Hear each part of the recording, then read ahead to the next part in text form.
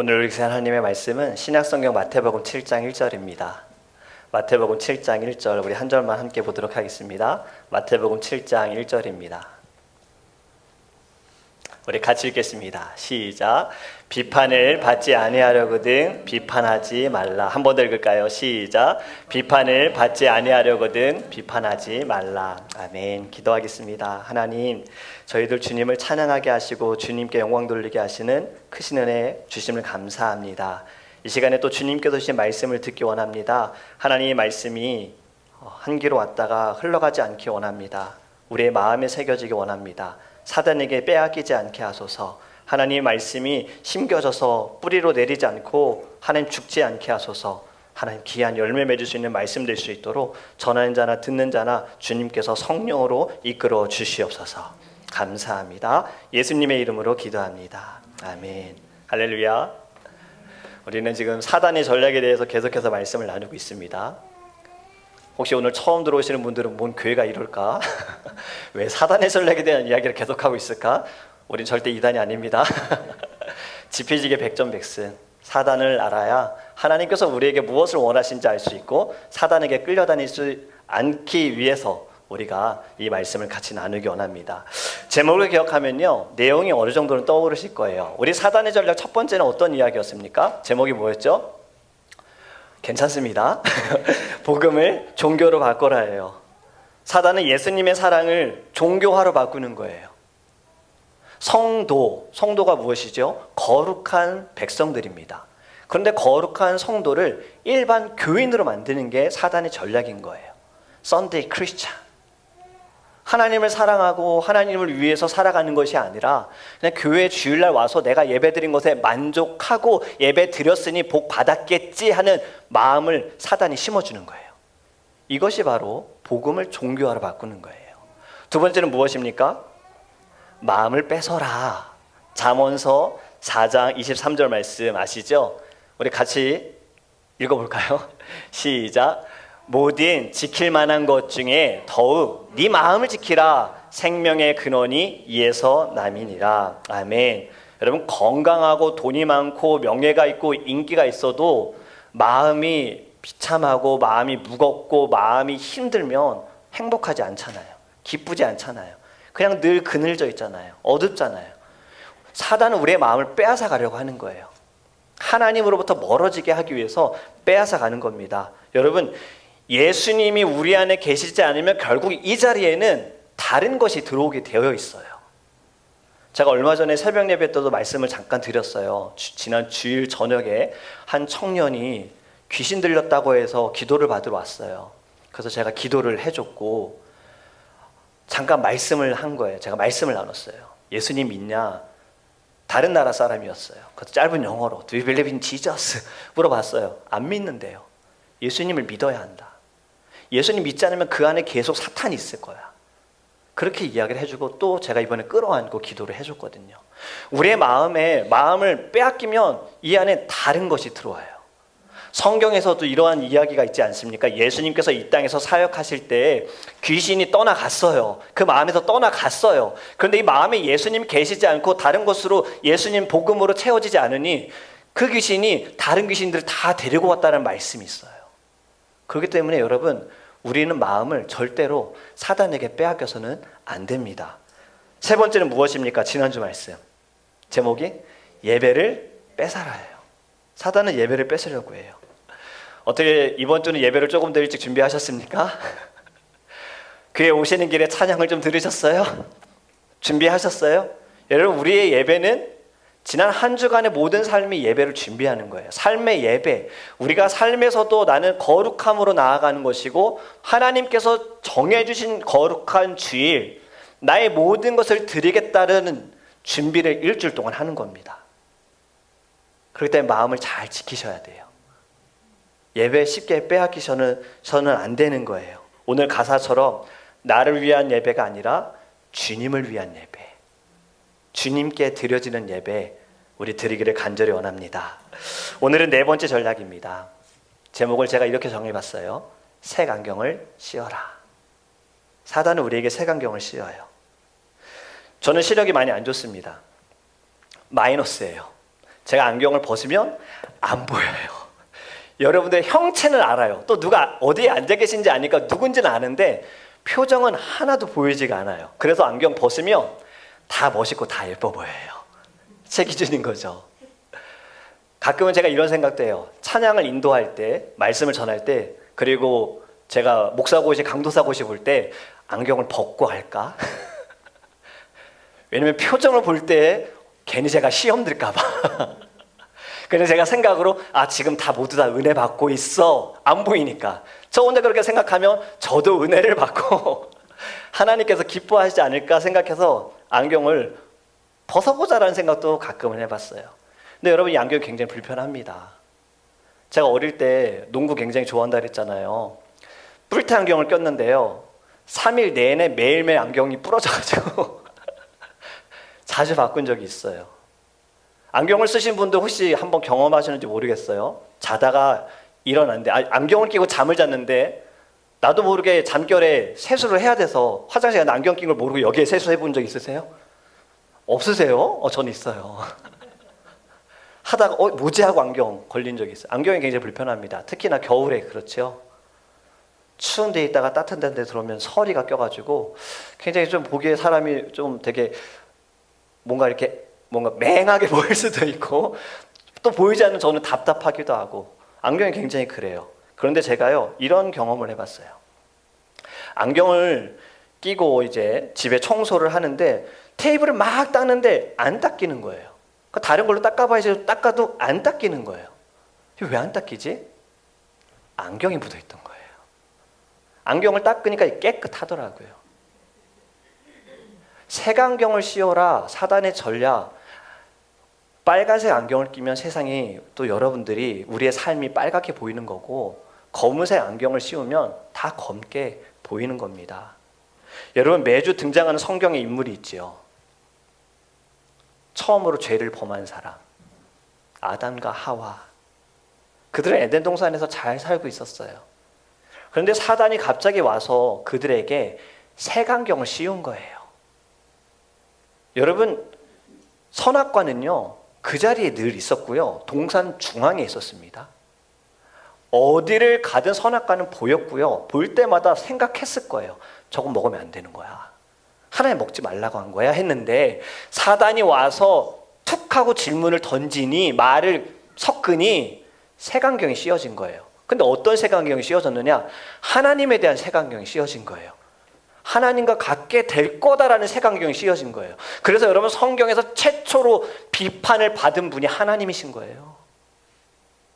사람으로부터 비판을 받은 거잖아요. 분명히 먹지 말라고 명령을 하셨어요. 그런데 그 명령이 바뀐 거잖아요. 의심이 들어오고 색안경을 끼니까 하나님이 그래서 불순종하게 된 거예요. 여러분, 사단의 전략 바로 비판입니다. 이 비판의 안경을 씌우는 거예요. 하나님도 비판케 하는 사단이 사람을 비판케 하는 거, 사단에게는 아주 식은죽 먹기지요. 여러분, 오늘 본문의 말씀 다시 한번 읽어볼게요. 같이 읽습니다. 시작. 비판을 받지 아니하려거든 비판하지 말라. 아멘. 예수님께서 왜 비판하지 말라고 하셨는가? 영어로 한번 읽어볼까요? 영어로 시작. Do not judge or you too will be judged. 여러분, 여기 judge 헬라어로는 크리노예요. 이 크리노란 단어가 보니까 판결하다, 정죄하다, 심판하다라는 의미가 있어요. 그러니까 비판이 판결, 심판, 정죄를 받지 아니하려거든 정죄하지 말라, 이런 의미가 있는 거예요. 여러분, 심판자는 누구십니까? 하나님이시죠. 그 누구도 심판자 될 수 없습니다. 아무리 의롭게 생활을 한다 할지라도, 하나님을 많이 사랑한다 할지라도 그 또한 심판자가 될 수는 없습니다. 심판자는 오직 하나님이세요. 여러분, 로마서 12장 19절에요, 바울이 이렇게 이야기합니다. 같이 읽겠습니다. 시작. 내 사랑하는 자들아, 너희가 친히 원수를 갚지 말고 하나님의 진노하심에 맡기라. 기록되었으되 원수 갚는 것이 내게 있으니 내가 갚으리라고 주께서 말씀하시니라. 아멘. 여러분, 이 말씀은 신명기 32장 35절의 말씀을 인용한 겁니다. 판단은 하나님께서 하실 것이고, 그러니 너희들은 원수를 갚지 말아라. 하나님께서 역사하시고 하나님이 역사하실 거다. 일하실 것이다. 원수를 갚는 것은 하나님의 권한이다. 너희의 권한이 아니다. 이렇게 말씀하는 거예요. 그러면서 우리에게 무엇을 요구하시는가? 바로 그 앞절에 이렇게 말씀합니다. 우리 같이 읽겠습니다. 시작. 할 수 있거든 너희로서는 모든 사람과 더불어 화목하라. 아멘. 할 수 있는 대로 화목하라예요. 우리는 할 수 있다라는 말 늘 어디에 씁니까? 할 수 있거든이 무슨 말이냐, 믿는 자에게는 능치 못함이 없나니. 여러분, 할 수 있으면 내가 화평케 되어지는 여기에 더 우리의 마음을 쏟기를 원해요. 오늘 읽은 마태복음 7장의 말씀은요, 산상수훈입니다. 예수님께서 산에서 설교하신 거고요, 예수님이 가장 길게 설교하신 거예요. 5장, 6장, 7장이 산상수훈이에요. 그 중에 오늘 우리가 7장의 말씀을 나누는 건데, 여러분 5장에도 예수님께서는 화평에 대한 이야기를 하시죠. 5장 9절 말씀 같이 읽습니다. 시작. 화평하게 하는 자는 복이 있나니 그들이 하나님의 아들이라 일컬음을 받을 것임이요. 아멘. 우리는 그 누구도 심판자의 자격을 받지 않았습니다. 우리가 해야 할 것은 할 수 있는 대로 화목해야 하는 거예요. 화평케 해야 하는 거예요. 화평케 하는 자가 하나님의 아들이 된다라고 말씀하고 있어요. 누군가를 비판하고 내가 원수를 갚으려고 하는 것, 그것은 아담과 하와가 선악과를 따먹는 것과 같은 마음인 거예요. 하나님처럼 될까 하노라. 여러분, 오직 심판자는 하나님이십니다. 이제는 우리 심판자의 자리에서 일어나세요. 거기에서 나오시기 바랍니다. 두 번째는요, 비판을 하면 우리가 비판을 받는다 말씀하잖아요. 2절 말씀 같이 읽겠습니다. 시작. 너희가 비판하는 그 비판으로 너희가 비판을 받을 것이요 너희가 헤아리는 그 헤아림으로 너희가 헤아림을 받을 것이니라. 아멘. 심는 대로 거둔다라는 말 아시죠? 이것이 자연의 이치잖아요. 콩 심은 데 콩 나고 팥 심은 데 팥 난다. 사실 이것은 하나님의 창조 원리이고요, 하나님의 섭리입니다. 하나님께서도 말씀 가운데 이러한 말씀들을 많이 하셨어요. 제가 몇 가지 성경 읽어드릴게요. 눈물을 흘리며 씨를 뿌리는 자는 기쁨으로 거두리로다. 스스로 속이지 말라. 하나님은 업신여김을 받지 아니하시나니 사람이 무엇으로 심든지 그대로 거두리라. 심는 대로 거두게 하시는 분이 하나님이세요. 예수님께서 우리에게 가르쳐준 기도에도 이러한 말이 있지요. 문구가 있지요. 우리의 죄를 사하여 준 것 같이 우리의 죄를 용서하여 주옵소서. 무슨 말입니까? 내가 누군가의 죄를 용서한 것 같이 나를 용서해 주세요라는 말이에요.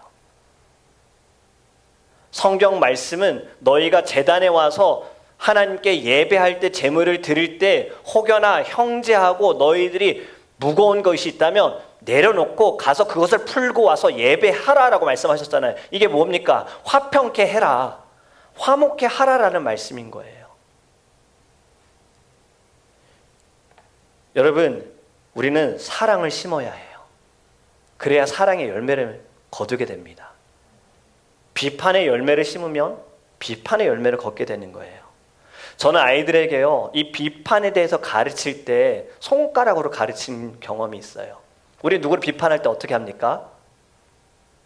아유, 누구 이래, 이렇게 안 하죠. 이렇게 하잖아요. 누구를 가리키면서 포인트 하면서. 근데 항상 비판의 대상이 이렇지만 하나로 가지만 아이들에게 이렇게 가르쳤어요. 하지만 세 개의 손가락은 나를 가르친다. 내가 누군가를 비판하면 반드시 그 배로 내게 돌아온다라는 것을 아이들에게 가르친 거예요. 여러분, 오늘 본문에서 예수님께서 하시는 말씀을 저는 풀어서 이렇게 좀 이야기하기 원해요. 내가 누군가를 비판했을 때 비판을 받는 거, 여러분 차라리 사람에게 비판받는 게 낫습니다. 그런데 오늘 말씀은요, 누구에게 비판을 받느냐? 하나님이에요. 이렇게 풀어서 말할 수 있어요. 너희가 비판하는 그 비판으로 하나님께서 너희를 비판하실 것이다. 너희가 헤아리는 그 헤아림으로 하나님으로부터 너희는 심판을 받을 것이다. 여러분, 우리 모두는 다 똑같습니다. 나은 사람? 누가 낫다고 할 수 있어요? 우린 다 똑같아요. 우리 다 하나님 앞에, 우린 다 죄인이고요, 우리 다 연약한 존재고요, 우리 모두 다 똑같은 건 반드시 하나님의 심판대 앞에 서야 한다라는 거예요. 그때 우리 여러분 칭찬받는 자녀 되기 원해요. 비판을 심어서 하나님으로부터 비판받는 자가 아니라 사랑을 심어서 하나님으로부터 사랑으로 칭찬받는 저와 여러분이 되기를 간절히 원합니다. 여러분, 예수님께서는요, 비판하시는 것에 대해서 굉장히 책망하셨어요. 이 배경을 살펴보면요, 이때 아주 비판을 좋아하는 사람이 있었어요. 누구죠? 바리새인이에요. 그들은요, 하나님께서 모세를 통해 주신 율법 외에 자기들 율법을 더 만들었어요. 사실 하나님이 주신 율법보다 더 만들었어요. 정말 숫자가 더 많아요. 그래서 자기들은 그걸 지키면서 늘 다른 사람들 정죄했어요. 비판한 거예요. 여러분, 예수님께서는 이 땅에 오셔서 사람들이 꺼려하는 분들과 같이 계셨죠. 세리나 창녀들과 예수님은 같이 계셨어요. 그들과 함께하는 것에 대해서도 바리새인들은 뭐라고 했지요. 근데 여러분, 단 한 번도 예수님께서는 세리와 창녀들에 대해서 그들을 비판하신 적이 없어요. 그런데 오히려 바리새인들에게는 예수님이 굉장히 강하게 말씀하신 경우들이 있습니다. 독사의 자식들아. 왜요? 하나님의 이름을 말하면서 그들에겐 전혀 사랑도 없고 늘 율법을 가지고 사람을 비판하기 때문에 예수님 그렇게 말씀하시는 거예요. 지금 이 말씀도요, 사실 바리새인들에게 하시는 말씀이에요. 들어라. 비판하지 말아라. 여러분, 우리는요, 모두 다 사람들은 비판의 대상이 아닙니다. 사랑의 대상이에요. 사랑의 대상인 거예요. 만약 여러분 누군가의 단점이 보이고 잘못한 것이 보인다면 어떻게 해야 할까? 제가 지난 한 주에 저도 이 말씀을 사실은 3주 전부터 생각을 하면서 기도하고 있었어요. 근데 지난 한 주 저도 모르게 비판에 대한 마음이 딱 드는 거예요. 이들이를 키우면서 양육에 대한 마음이 좀 다를 수 있잖아요. 제 마음에 약간 사모에 대해서 왜 이거 아닌 것 같은데 이런 마음이 저 쭉 오는 거예요. 근데 이 말씀을 준비하면서 비판하면 안 되지. 비판하면 안 되지. 그러면서 사실 저보다 사모가 더 많이 이든이를 챙겨야 되잖아요. 제가 할 수 있는 거는 뭐 목욕시켜주고 달래주고 이런 건데 사모는 어쨌든 먹여야 하고, 그리고 제가 안아줘도 울음 안 그칠 때가 있어요. 근데 엄마에게 가는 순간 울음 그쳐요. 되게 배신감 느낄 때 있어요. 남들 보면 나 아빠 아니라고 생각할까 봐 걱정도 되고. 여러분, 살아가면서 부부끼리도 너무 사랑하지만 때로는 비판의 마음이 들 수 있어요. 제가 원래는 예를 들어서 한번 해보려고 선글라스까지 오늘 준비를 했는데 선글라스 끼고 나서 이렇게 보이는 것에 대한 막 이야기를 해보려고 했는데 좀 말씀에 집중하기 위해서 다음에 하고요. 부부가 살아가면서 비판할 수 있어요. 왜 양말을 이렇게 거꾸로 뒤집어 놨지? 왜 세탁기에 안 넣어놨지? 먹었으면 좀 치워야지, 왜 안 치우지? 지금 여러분들 얘기하는 거 아닙니다. 저희 얘기도 아니에요. 누군가의 집을 얘기하고 있는 거예요. 이런 비판 들죠. 여러분, 이것이 가정에서만 그렇습니까? 우리는 교회를 거룩한 곳이라고 하지만 우리는 사실 교회 안에서도 비판이 있습니다. 우리가 사단의 전략을 몇 번을 이야기하면서 예배에 대한 이야기할 때도 마음 빼앗기는 것, 비판.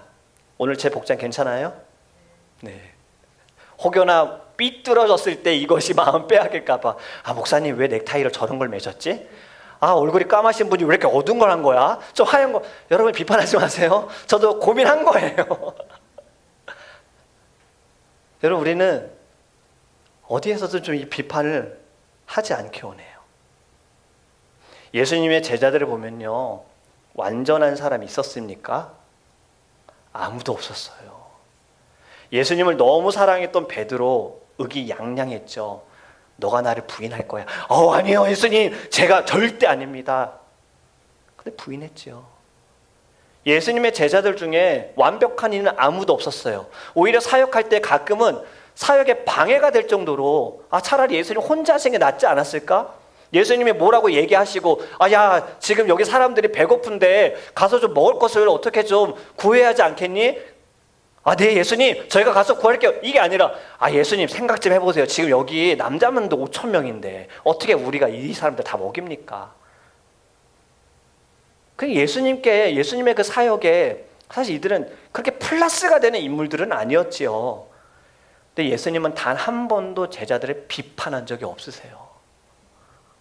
그들을 사랑하셨어요. 그들을 안아주셨어요. 우리가 비판하지 않기 위해서 무엇을 해야 하는가? 바로 한 달 전의 말씀을 여러분 떠오르시기 바랍니다. 사랑 먼저. Love first. 사랑하세요. 여러분, 우리 사랑하기 원해요. 그리고요, 누군가를 비판하기 전에 먼저 우리 자신을 돌아봐야 합니다. 오늘 예수님께서는 또 이후에 읽지 않았지만 3절부터 5절에 이렇게 말씀합니다. 우리 같이 읽겠습니다. 시작. 어찌하여 형제의 눈 속에 있는 티는 보고 네 눈 속에 있는 들보는 깨닫지 못하느냐? 보라, 네 눈 속에 들보가 있는데 어찌하여 형제에게 말하기를 나로 네 눈 속에 있는 티를 빼게 하라 하겠느냐? 외식하는 자여, 먼저 네 눈 속에서 들보를 빼어라. 그 후에야 밝게 보고 형제의 눈 속에서 티를 빼리라. 아멘. 여러분, 들보가 무엇입니까? 나무로 집을 지을 때 천정을 떠받치는 거예요. 어디서든 다 보이는 게 들보인 거예요. 근데 티는 뭡니까? 먼지 같은 거잖아요. 정말 마음 먹고 집중해서 봐야 보이는 게 티예요. 티끌. 그런데 우리는 왜 이렇게 남의 티는 너무 잘 보여? 저 이에 밥 먹고 이에 고춧가루 낀 건 너무 잘 보여. 근데 나한테 김 낀 건 못 보면서 우리는 좀 그래요. 지금 예수님께서 말씀하시는 게 너부터 봐라예요. 너 자신을 먼저 봐라. 남의 티끌이 보인다면 그래? 그건 거울이야. 너를 좀 봐라. 제가 이 말씀을 준비하면서요, 자료를 찾다 보니 비판의 속성이 있더라고요. 그 중에 하나가 좀 저에게 와닿았는데, 비판에 대한 속성 중에 하나가 관성이랍니다. 관성이 뭔지 아시죠? 모든 사물에 관성이 있잖아요. 움직이게 되는 것을 계속 움직이고 멈추게 하는 것은 멈춰지는 것. 이것이 이제 마음에도 관성의 법칙이 있는데, 비판적인 시각으로 보기 시작하면 모든 것이 비판적으로 보인다는 거예요. 예를 들어서 한 번 미운 털이 박힌 놈은 끝까지 미운 놈이에요. 그 사람이 무엇을 해도, 좋은 일을 해도, 착한 일을 해도, 남들에게 인정받는 선한 일을 해도 나한테는 나쁜 놈인 거예요. 이것이 비판의 속성이에요. 관성. 그리고 오히려 비판거리를 찾습니다. 분명 선한 일을 했는데 그거 자기 드러내려고 그런 거야. 근데 이 말을 하면서 제가 뜨끔한 거예요. 제 안에도 이런 모습들이 있었고 있고. 여러분, 우리 처음부터 이 비판이라는 색안경을 착용하지 않기 원합니다. 한 번 이 안경을 쓰면요, 벗기가 어렵더라고요. 그 안경을 벗을 생각조차 우리가 하지도 않아요. 오히려 그 안경을 벗고 나서 그 사람에 대한 진실된 모습을 봤어도요, 인정하고 싶지가 않아요. 왜냐하면 내 자존심과 연결이 됐거든요. 이단에 빠진 분들 가운데 그 이단이 잘못됐다는 것을 알면서도 나오지 않는 분들이 계시더라고요. 그래서 왜 나오지 않으십니까? 라고 물어보니 자존심이 상한대요. 내가 그동안 여기에 빠져가지고 얼마나 이 사람에게 다 갖다 주고 사람들에게 여러분, 이 사람이 진짜 구주예요. 이 사람 믿어야 돼요. 우리 예배 오셔야 돼요. 이렇게 말을 하고 다녔는데, 이걸 자기가 인정하는 게 자존심 상해서 이제는 거짓된 걸 알면서도 말을 못하겠다는 거예요. 그래서 거기에 자기가 있을 수밖에 없다는 거예요. 저는 비판이 그런 거예요. 알면서도 벗지 못하는 거. 그리고 여러분, 색안경을 끼면요, 아주 작은 것을 가지고 그 사람의 모든 것을 판단하게 되더라고요. 이런 일이 있었습니다. 배우들이 인사를 하는 자리가 있었어요. 자기들이 이제 영화를 찍고 인사를 하는 자리가 있었는데, 한 어린 여배우가 인사를 하는 자리에서 이렇게 손톱을 만지면서 약간 짝다리를 잠깐 짚고 있었거든요. 그거 영상 사실은 한 3초 정도밖에 안 되는 건데 누군가 이것을 악의적으로 편집을 해서 그 아이의 인성에 대해서 뭐라고 하는 거예요. 근데 사람들 딱 그 3초 영상만 보고 나 괜찮은 애인 줄 알았는데 연기 잘하는 애인 줄 알았더니 얘가 인성이 별로네. 어떻게 어른들 앞에서 인사를 하는데 자기보다 어른들도 저렇게 공손하게 정중하게 인사를 하고 있는데 쟤 애가 좀 그렇네 라고 판단하더라고요. 그런데 여러분, 이것이 우리의 모습이지 않습니까? 무언가로 확인하는 것보다 듣고 보는 것으로 그것으로 우리는 판단이 되어진다는 거예요. 그리고 그 작은 실수 하나를 가지고 그 사람의 전부를 우리는 받아들여요. 걔는 그런 애야. 그렇기 때문에 여러분, 우리 비판의 색안경 벗어야 합니다. 사회심리학을 연구하시는 분들이요, 이 비판에 대한 단점을 이렇게 5가지로 정리했어요.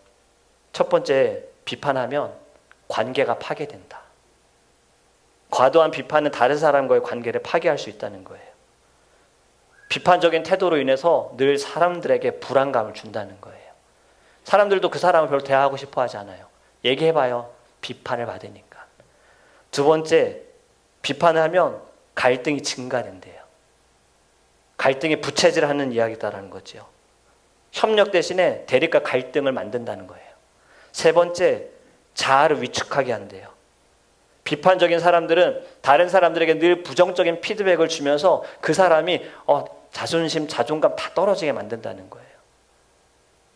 얼마 전에 안타까운 자살이 있었죠. 한국에서 유튜버들이, 제가 아는 건 지난주에 2명이 자살을 했다고 들었어요.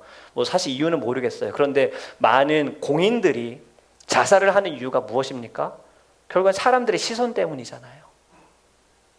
리플라이 닿는 댓글, 거기에 쓰여진 말들, 악의적인 말들, 안 좋은 말들로 인해서 난 아닌가 봐, 난 부족한가 봐, 이렇게 만든다는 거예요. 비판이. 네 번째는요, 신뢰를 깨뜨린다는 거예요. 지속적인 비판을 하면요, 다른 사람부터 신뢰를 상실할 수 있대요. 그리고 마지막은 성장을 방해한다는 거예요. 늘 사람들의 부족함과 실수를 지적하기 때문에, 이걸 좀 어느 정도 허용하고 받아들이는 게 아니라 늘 그걸 가지고 지적하기 때문에 본인도 성장할 수 없다라는 걸 이야기합니다.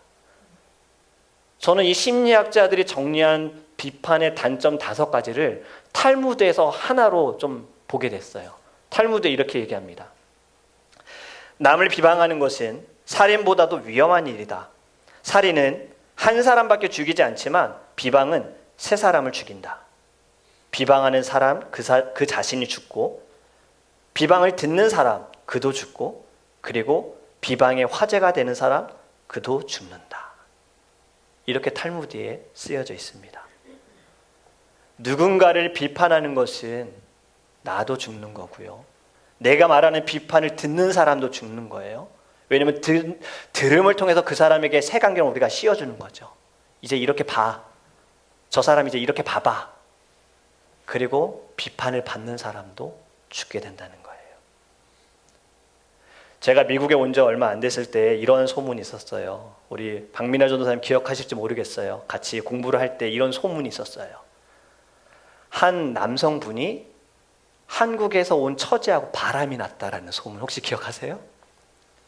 저는 이게 아직도 왜 기억이 나냐면, 저에게는 그 뒷얘기가 너무 저에게 충격적이었기 때문에 지금 기억하는 거예요.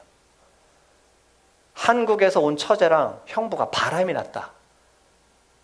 그래서 사람들이 이제 비판합니다. 와, 어떻게 저 남자 저러지? 어떻게 아내를 두고 바람을 필 수 있지? 인식이 이제 그 사람 그렇게 됐어요. 근데 나중에 알고 보니까 아내분이 일을 하셔서 바빠가지고 한국에서 온 처제 미국 관광시켜줘야 되잖아요.